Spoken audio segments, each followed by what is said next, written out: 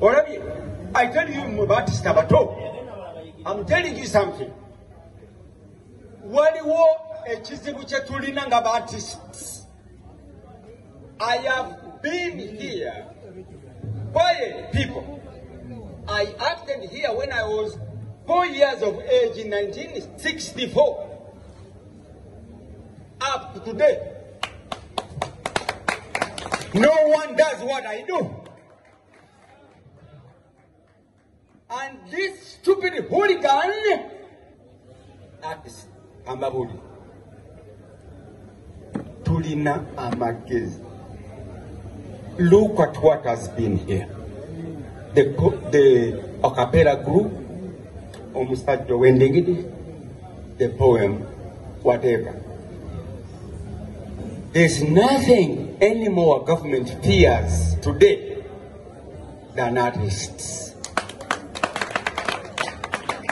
Why?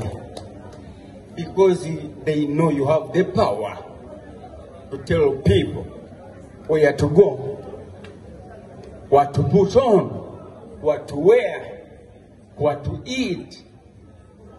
Fashions of the houses are made by architects who are artists. The parliament today is being built by an artist, an architect. Now, what Wesley was after by artists, and we lose our pedestal.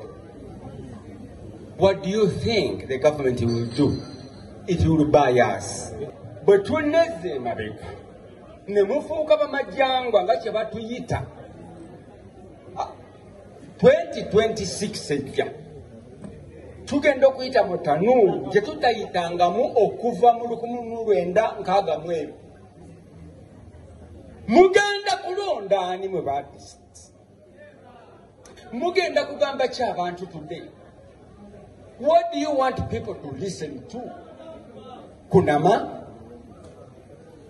Gazia? We as artists, ekisasiro kyayike ewa kitezi artists tetwavaayo na wadde okugamba ekigambo neza. Why?